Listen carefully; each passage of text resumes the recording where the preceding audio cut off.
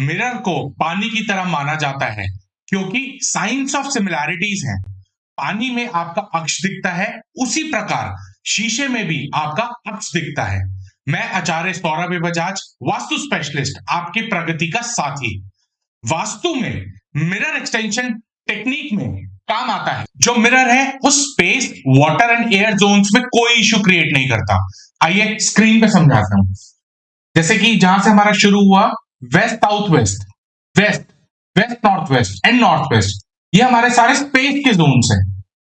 तो यहां पे अगर मिरर लगा होगा तो उतना प्रॉब्लम नहीं है।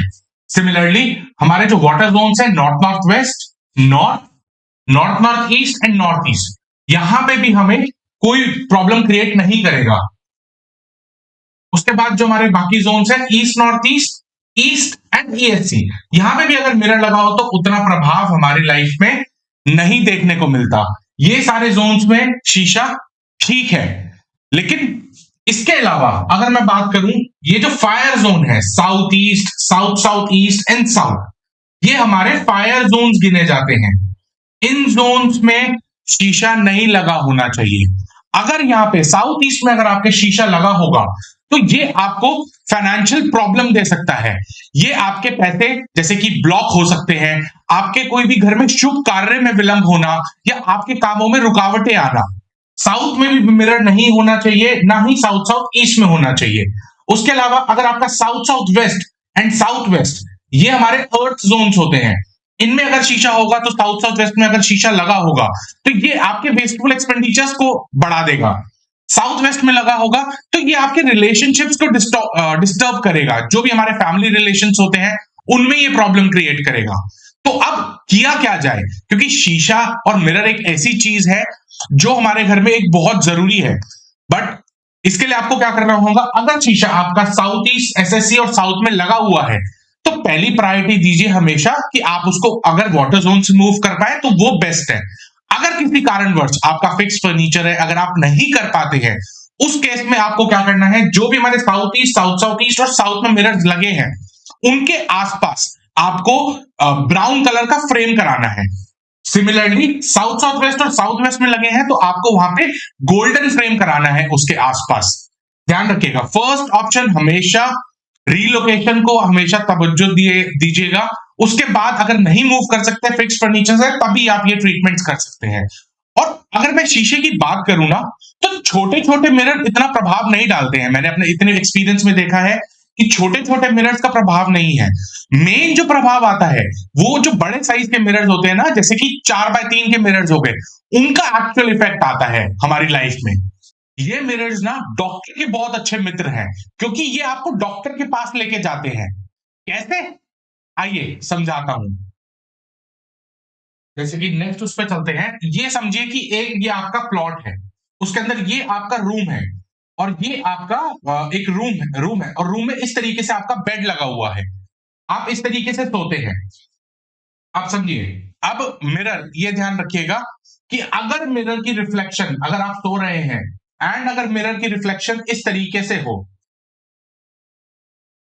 यहां पे कहीं अगर मिरर लगा हुआ है तो प्रॉब्लमैटिक है। इस तरफ से, इस तरीके से अगर कहीं मिरर लगा हुआ है और आपकी सोते हुए रिफ्लेक्शन आ रही है, वो भी गलत है। इस तरीके से अगर यहां पे मिरर लगा हुआ है वो भी गलत है। एनी विच वे अगर इस वॉल पे कहीं पे भी मिरर लगा हुआ है वो भी गलत है। यहां पे भी रिफ्लेक्शन अगर आ रही है तो ये गलत है। चाहे अब वो छोटा मिरर हो, चाहे वो अब बड़ा मिरर हो, छोटे मिरर में भी अगर रिफ्लेक्शन आएगी तो ये प्रॉब्लमैटिक है।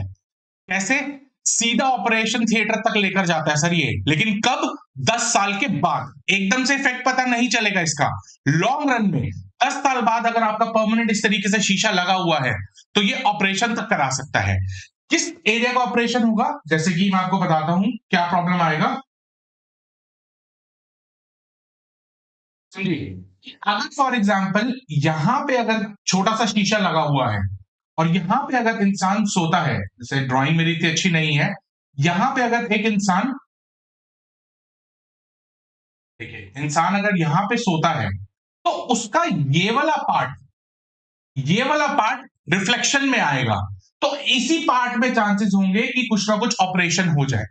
ध्यान रखिए। तो अब करें क्या, अगर यहां पे मिरर नहीं लगा सकते, इस वॉल पे मिरर नहीं लगा सकते, यहां पे मिरर नहीं लगा सकते अगर आपकी रिफ्लेक्शन पड़ रही है, तो कहां लगा सकते हैं वो भी मैं आपको बताता हूं, क्योंकि मिरर एक बहुत इंपॉर्टेंट टॉपिक है।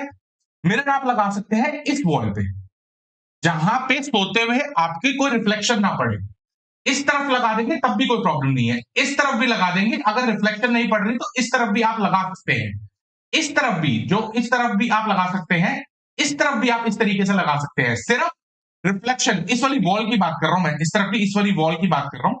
यहां पे जहां पे रिफ्लेक्शन नहीं पड़ता हो, आप अगर कोई भी हस्बैंड वाइफ सो रहे हैं या आपके बच्चे भी हैं, इस तरीके से आपको उस मिरर में रिफ्लेक्शन नहीं आनी चाहिए, यह ध्यान रखिएगा। बी इट एनी जोन, चाहे वो फिर वाटर जोन हो, चाहे फिर वो कोई भी जोन हो, इसका खास तौर पे आप ध्यान रखिएगा।